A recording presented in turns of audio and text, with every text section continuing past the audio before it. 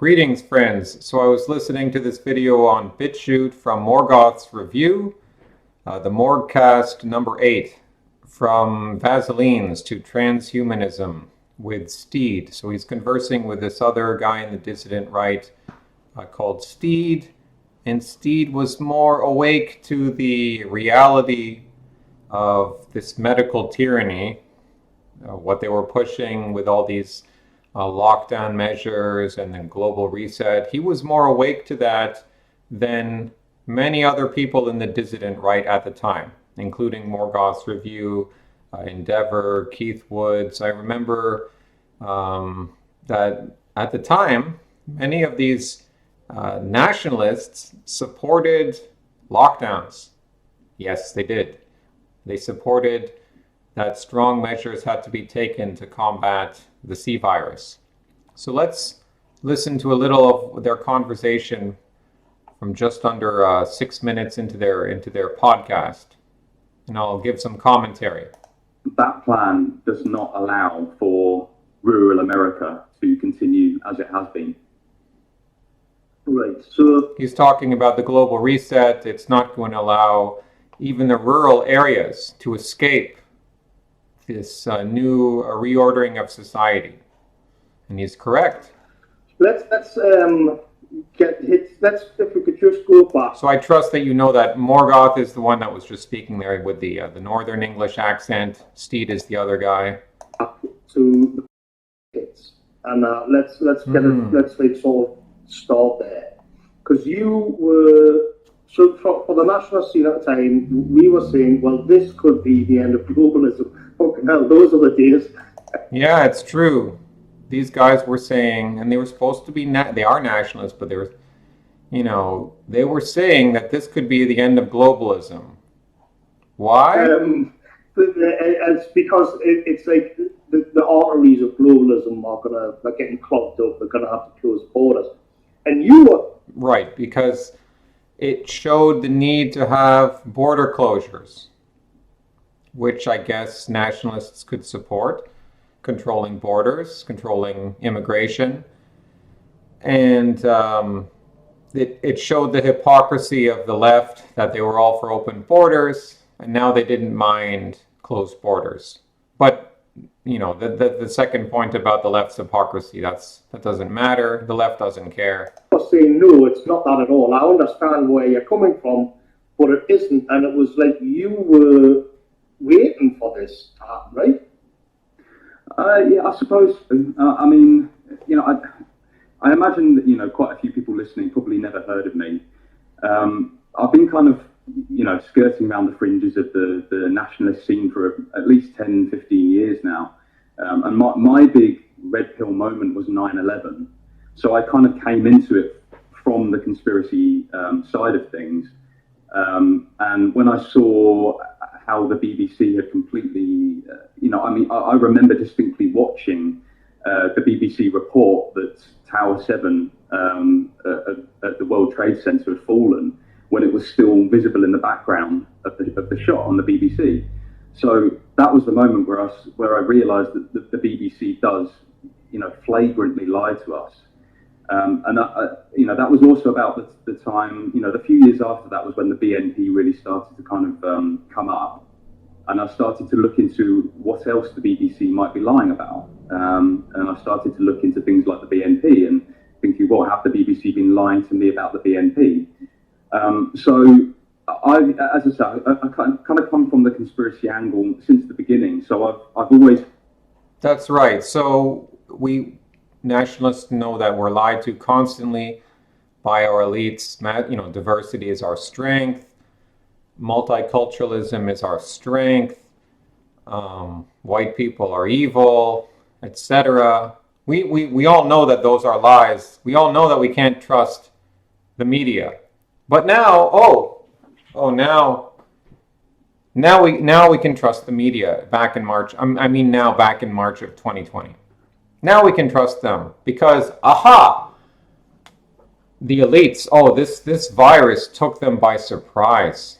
Oh man, they're going to lose a lot of money from this. I remember, I think Endeavor, or maybe I think Charlemagne. If you guys know that Dissident. I think, you know, it was a podcast I was listening to, like Charlemagne, Endeavor, Morgoth, maybe Keith Woods, but they were both, and like I remember Charlemagne was saying he got really sick from the swine flu and how bad it was, and it might have been Endeavor or Charlemagne. They were saying that yeah, that the elites really got taken by surprise. They're going to lose so much money from this, and you know, maybe some of the lower managerial class indeed were taken by surprise. But I really think they were missing the mark there. I mean, I forget who it was. Was it the iconoclast? I forget. I mean, even the iconoclast, I don't even think he was really questioning. I think he settled right into quarantine.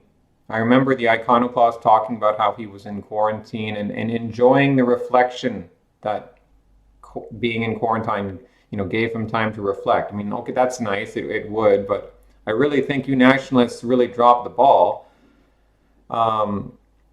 It's true that, yeah, some of the lower level elites might have you know, lost out from this, but someone, I forget who it was, but they said that, you know, all these people who want us dead, who want to wipe out our race and wipe out Christianity, wipe out Western civilization, now they want to help us? You want to give them your freedoms so that they can help you? This is the premise you are now adopting, you and the dissident right? What happened? What happened? You dropped the ball! Had this view that the globalist powers admit it are ultimately looking for. Admit that you dropped the ball. Morgoth is an honorable man. Morgoth is very honorable. He was always sitting on the fence. He never quite knew. I don't know why he needed to sit on the fence, but, you know, he was being careful, and he admitted his mistake. He got corrected by his audience. They told him. They educated him. And he pointed out that in the beginning, it was hard to tell where the truth is, and that's true. There's a million rabbit holes you can go down. But in light of the considerations that we've just made, you know, you can't just support these lockdowns. You can't. No nationalist in good conscience could support these lockdowns, could support these measures at the time. Greg Johnson, I believe,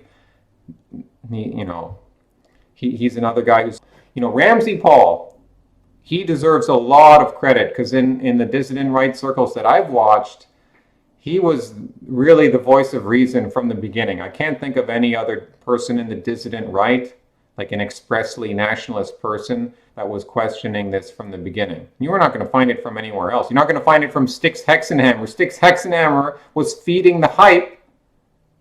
The libertarian who likes freedom was feeding the fear porn that led to the dissolution of so many of our freedoms. Imagine the irony of that. Because these people don't see the satanic agenda, and at least, you know, Ramsey Paul, he's kind of a lukewarm Christian, but I think you need some Christianity to see the evil in the world. It's going to make it easier for you to recognize the satanic agenda. It's going to help you see things more clearly. And a lot of the dissident right, they don't have that. They're not even Christian, a lot of these people. Ways to further enslave humanity, and not just, you know, European humanity, although we're probably target number one. So yeah, when 2020 happened and hit, you know, I'd already been looking into the Chinese social credit system. I've been reading Ted Kaczynski and you know, all the stuff about how technology, you know, gradually enslaves humanity. I've always kind of been quite instinctively skeptical of technical progress as well. You know, I've never had a smartphone and things like that. So when Now, I don't know if Steed is from a Christian background. I'm not trying to insert Christianity into here. It's not really part of their discussion, but the whole transhumanist agenda, wanting to create immortality, wanting to create a perfect world. If you knew what Satan wants, you would recognize the agenda.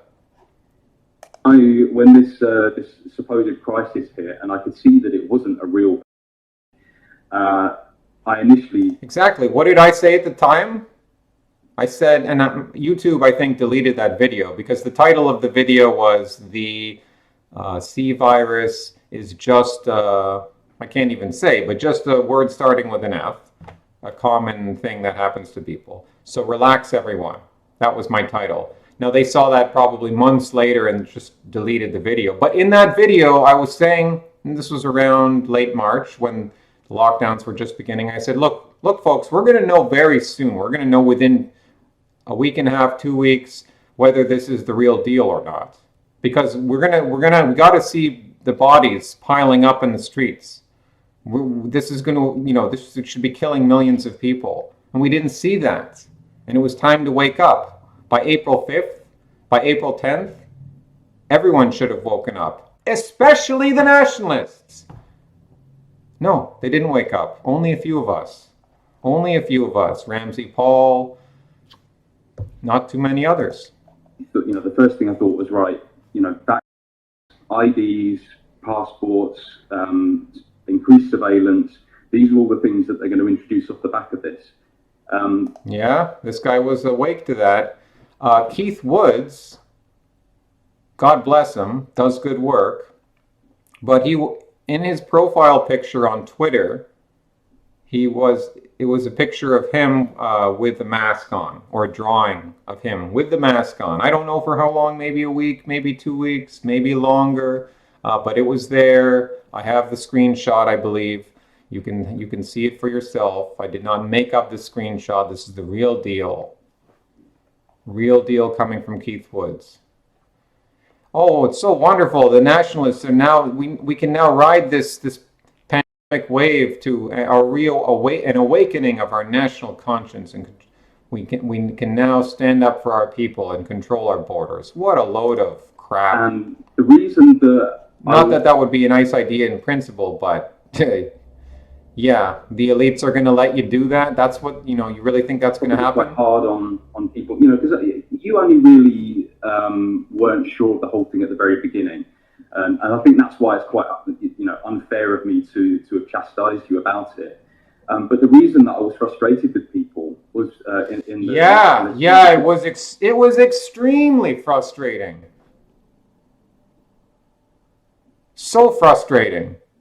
Didn't see was because I could see that what they're trying to bring in through this whole thing essentially makes any form of nationalist activity impossible because of the surveillance that they're going to bring in on the back of it. Exactly. It also, the wider agenda, which we'll go into, also seeks to completely remove the concept of the nation state. And furthermore, it's simply going to remove any dignity that we may have had left in our own homeland.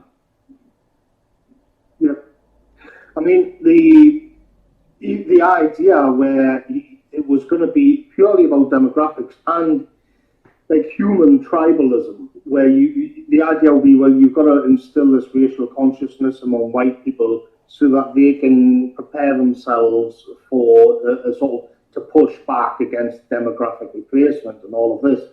Like that seems like that seems like a nice simplistic thing to be engaged in. In a way that it's like ancient. It's like seems to be quite a quaint worldview when you look at what's happening with the technocracy, because it's as if they're one step ahead, because then it's not just human groups against groups. It's questioning the nature of humanity itself. Yeah. And one of the things that I noticed is if you look at do you think say Boris Johnson and Dominic Cummings and Mark Hancock, do you think they all knew this was a scam and that they were kind of waiting for it, or do you think they got caught out and then when then it was the Bill Gates network and the World Economic Forum and all of these who stepped forward and said, oh, well, look at this. It just so happens we've been busy on this for 15 years and we've got we've got the whole plan that you need already mapped out, as well as the vaccines are on the way. But it's all just a coincidence. But yeah, this is exactly what we've been working on for years. or do you think that was like presented to them, and so then because they would have had their guys, the NGOs embedded within the government, because it's not, or do you think it's just all one large sort of interconnected thing? Do you think they knew the government and they were waiting for it?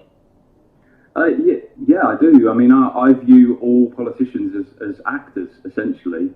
And I think that they are positioned at particular points in time to carry through an agenda.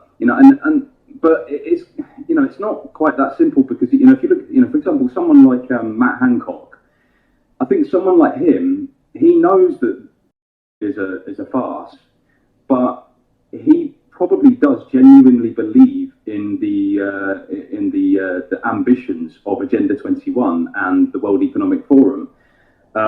He's probably essentially a communist who believes that the ends will always justify the means. It's this idea that he thinks he knows what's best for humanity, and if he can't get humanity to where he believes they should be through honest means, then he'll have to do it through coercion and deception. And sure, that's not ideal, but if it gets people to where they should be, then it's the right thing to do. I would say that's probably true of someone like him. Obviously, I can only give my opinion on that. I can't prove either way whether they were privy to it beforehand, or whether they're just idiots being manipulated. But my view is that they are actors who are placed for this specific task. So we've had plenty of time to see the truth, to realize that we were wrong about overhyping this thing. We were wrong that this was such a serious threat, and that we needed to go along with all of these restrictions. We were wrong about all of that. Now, I'm not expecting the general population to ever admit that. I'm not expecting most of the general population to even realize that they were wrong.